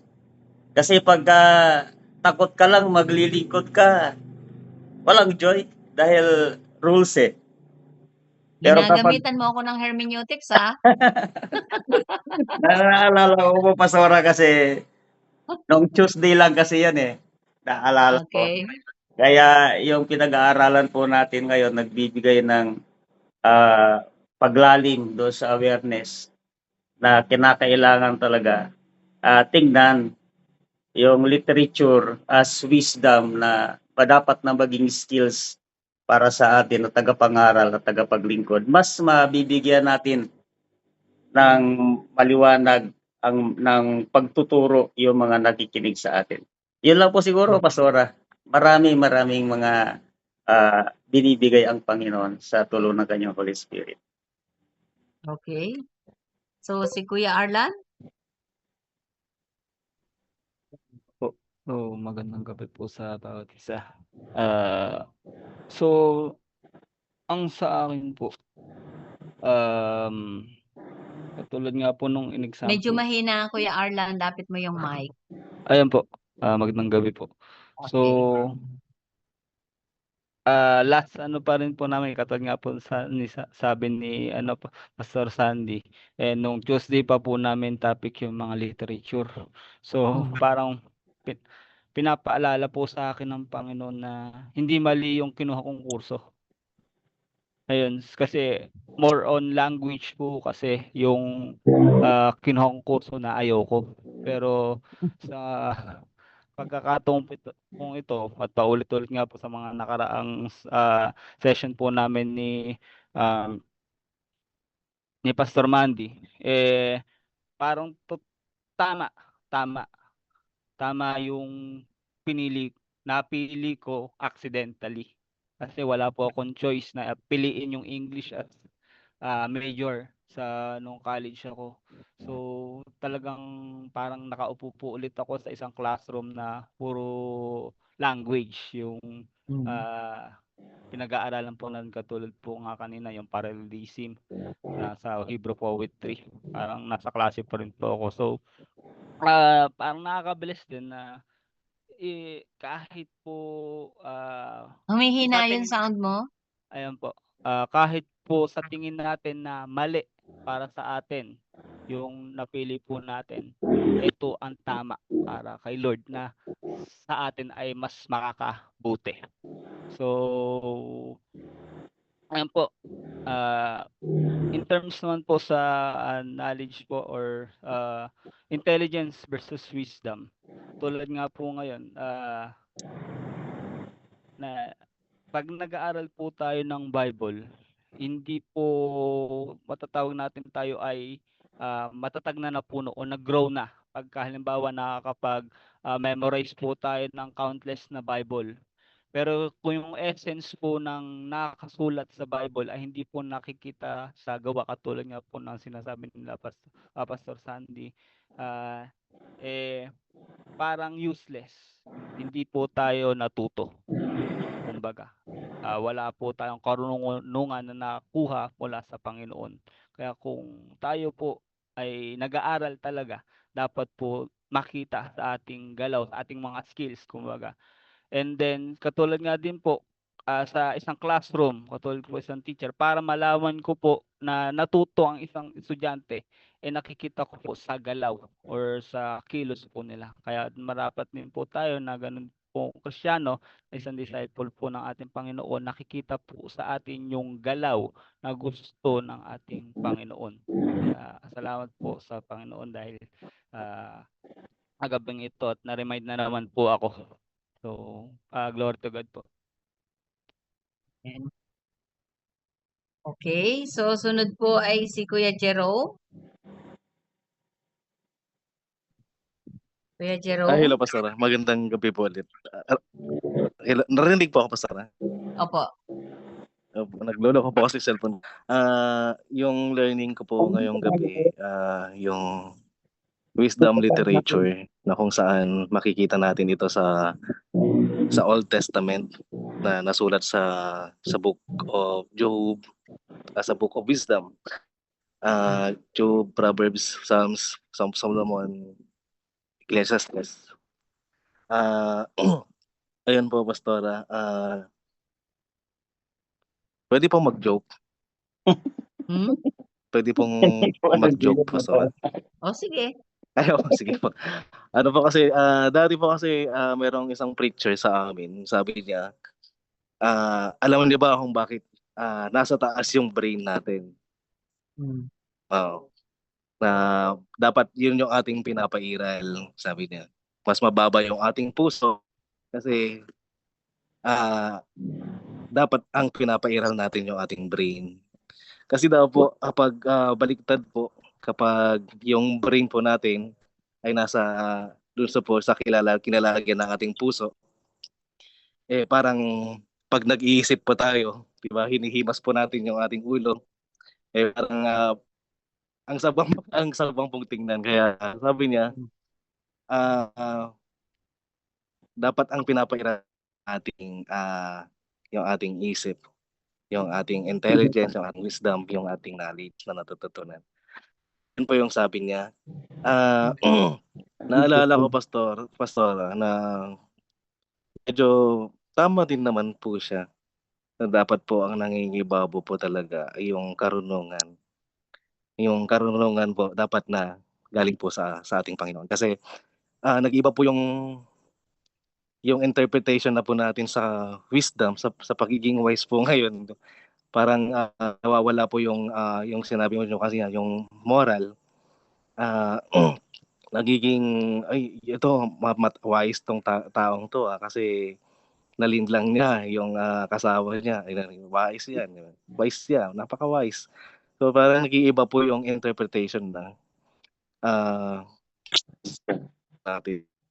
Hindi po na dapat yung wisdom na nanggagaling po sa ating Panginoon, yung tinuturo ng Bible. Kasi may mga wisdom po na galing sa tao na hindi inspired by God, na kung saan yun po yung ating sinunod, talagang nagiging nagiging mali yung alahala nating mabuti. Ayun po, Pastora, yung the fear of the Lord is the beginning of wisdom. Sabi nga ni Pastor Sandy kanina, yung fear pala na yun sa hermeneutics ay paggalang at pagsunod sa ating Diyos. So kapag sinusunod po natin ang kalooban ng ating Panginoon, ang kanyang salita, ang kanyang mga utos, kakaroon po tayo ng totoong wisdom. Salamat po, Amen. Pastora. Okay, thank you. Si Kuya Joey. Yes po, Pastora. Good evening po sa lahat. At tunay nga po, napakaganda po ng ating pag-aaralan sa gabing ito about sa wisdom literature po. No? Tunay nga na yun po, no, lagi ko pong tinatakot din sa isipan ko noon nung nag-ano po ko. Ano nga ba pinagkaiba ng wisdom and knowledge? No? And yun nga po, lagi ko pong magkaiba yun. No? Sabi nga doon, no, na siguro narinig ko din po sa isang pastor na parang ito daw po yung halimbawa niya. Bumili ka ng kotse pero wala kang lisensya. Hindi wisdom yun. Kasi knowledge lang yun. Bumili ka ng kotse pero hindi ka naman marunong mag-drive. Kaya nga po sabi niya, kung may wisdom ka, mag-aaral ka muna mag-drive. No? Bago ka mag-aaral ka muna mag-drive, magpapalisensya ka muna. Kasi alam mo, pag magmaneho ka, kailangan mo ng lisensya. Yun daw po yung wisdom na meron ka. Na yun nga, sabi nga po nyo kanina na ang knowledge, yung makalaman mong pwedeng makuha sa mga teacher, ganun. Pero yung wisdom po, na makukuha natin, yung paano natin i-apply isang bagay. Especially po, yung salita ng Panginoon. No? Dahil sabi nga po, lagi ko pong tinatatak din sa puso ko na ang Bible, sabi nga, informational at ito din po yung transformational. Ibig sabihin, ang Bible po ay ina-apply din po talaga sa ating buhay. Hindi lang po siya instruction ng Panginoon sa atin. Kailangan din po may pag-apply. No? Yun nga po yung importance ng wisdom sa atin. No? At yung discernment din po. No? Sabi nga po nung isa din po na panodin ko po na ang discernment daw hindi lang daw siya yung di-distinguish mo yung ano yung mali, ano yung tama. Dapat di-distinguish mo din kung ano yung tamang mukhang mali. Ay, ano ba yun? What right is almost right ba yun? Tama ba yun? Mukhang tama. Kahit mukhang sa tingin ng iba mukhang tama. Yung almost right, no? Na kailangan yun daw po yung discernment. And yung discernment nga daw po ay gift, no? Na dapat natin pinagpipray sa Panginoon. Dahil sayang nga po, no? Sabi nga po sa church din po, no? Kailangan din talaga ang ating mga leader, may discernment. Tayo po mga about isang Kristiyano, may discernment po, no? Dahil ang kaaway, sabi nga po, patuloy nakikilos yan sa buhay natin. Sabi nga ang kaaway po ay hindi naparito para sa mga unbeliever, sa mga believer po mismo. Kaya tayo po dapat ay talaga may discernment sa pagkilos ng kaaway. And yun po, na tunay nga yung kaalaman, no, hindi lang siya dapat nasa natin, dapat lalo natin pinapalago yung ating kaalaman, no. At sabi nga pwede tayong sabi nga po kanina ng isang kapatid natin na pwede marami kang nalalaman sa Bible pero hindi mo naman ina-apply. No, hindi mo naman marami kang alam mo ito, no. Sabi mo alam mo yung forgiveness pero ikaw hindi ka marunong magpatawad, no. Sabi ng Lord magpatawad ka pero sinabi niya sa salita niya magpatawad ka pero hindi mo ina-apply. Useless din, no? Hindi mo ina-apply yung salita ng Lord. Sabi ng Lord, mahalin mo yung kaaway mo. Lord, paano yun? Lagi tayo tanong natin paano yun, Lord. Pero yun nga, pag sinabi ng Lord na dapat, kasi tama yun yun yung tama. Ay sabi nga kanina, yun tama at makakabuti sa atin. Matatanggal yung galit sa puso natin, gagal yung buhay natin, magkakaroon tayo ng peace. Kasi pag hindi natin ginawa yung utos ng Panginoon, parang tingin natin sama-sama natin, hindi natin ginagawa yung ano. Kasi nga, alam natin ang Lord, siya yung righteous God eh. Alam niya yung tama para makakabuti sa atin. Kaya yun po, at na sa ating buhay, no, hindi lang Bible nagsisilbing gabay, ito din po yung Bible, no. Ito yung nagsisilbi sa ating, no, para saan daw ba ang Bible? To rebuke, no, to teach and to correct, no. Alam naman natin hindi tayo laging tama. No, sabi natin lagi ang Diyos lang po ang laging tama at perfect, no. Kaya lagi nating tayo nga kailangan natin ng Bible, ang salita ng Lord na nagtuturo sa atin ang tama at mali. And yung morality po, yung moralidad, no. Sa mundo nga po na ito na may po na ano ko din po kanina about do sa ano talagang ano kasi di mo na alam kung sino yung talagang may integridad sa mundong ito dahil yung sino ba yung talagang tingin mo parang tingin ng tao itong taong to kahit sa mga tingin natin sa mga government parang nawawala na yung trust ng tao yung sino ba talaga totoo no kasi nga sa mga pangyayari pero sabi nga no lagi tayong mga Kristiyano no tayo inano ng Lord na may integridad na lumakad sa tama no kaya yun nga po na tayo makita natin yung mga kapatid natin na persecute sila kasi ginagamit nila yung pangalan ng Panginoon. No? Pero sabi nga doon, no, kapag tayo nasa tama, alam mo, sabi nga yung pananampalataya mo galing sa Bible. No? Hindi ka mamamali no? At patuloy nga yung sa ating buhay, sa ano natin, no? Lalo sa ating kapwa, kung paano natin tayo nakikita yung honesty yun sa atin. No? Kasi tayo yung reflection ng Panginoon. Pag hindi nila nakikita yun, paano sila maniniwala sa atin? Paano tayo magiging tagapagdala ng bearers ng Panginoon ng salita niya, no? Ay Kristiyano ba kayo? Pero ba't ganyan ugali niyo? Para sinungaling ka. Parang hindi po nakakalugod sa Panginoon, no? Kaya yun po. And dami po natutunan sa gabing ito, no? Tsaka yung kay Job po, no, sa kanyang pagdurusa na sabi nga doon, no, yung naging action niya, ano ba naging reaction ni Job, no? Pero nandun siya nagtiwala siya sa Panginoon na sa kabila ng kanyang naranasan, no?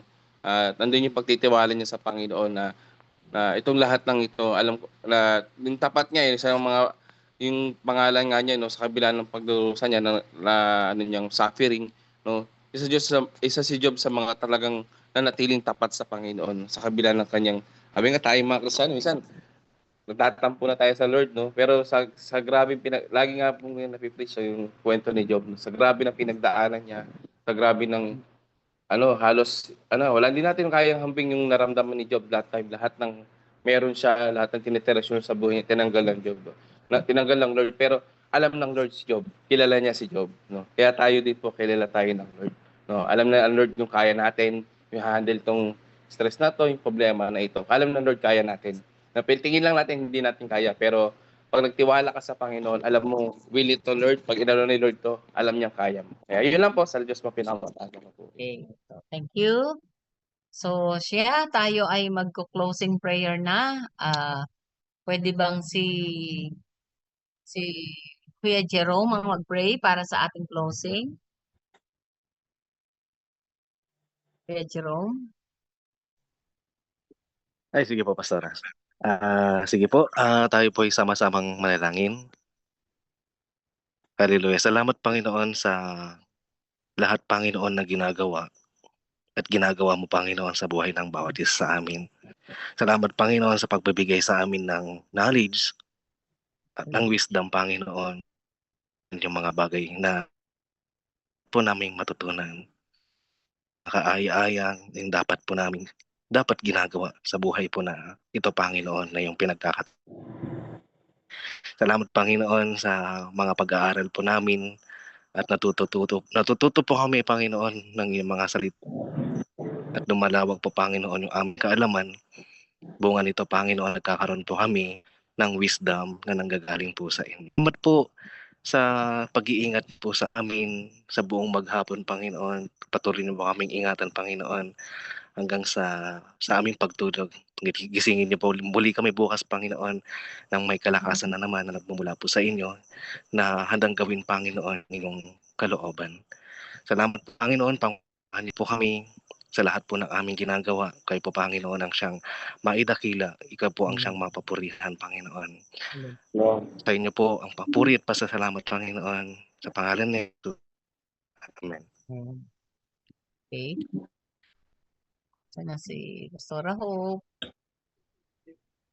Sige po, open cam na po.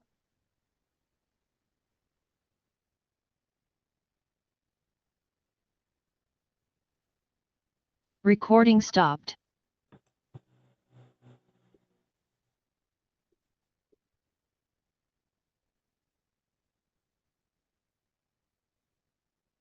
Ayun. Okay, ready po. Smile po tayo. 1, 2, 3.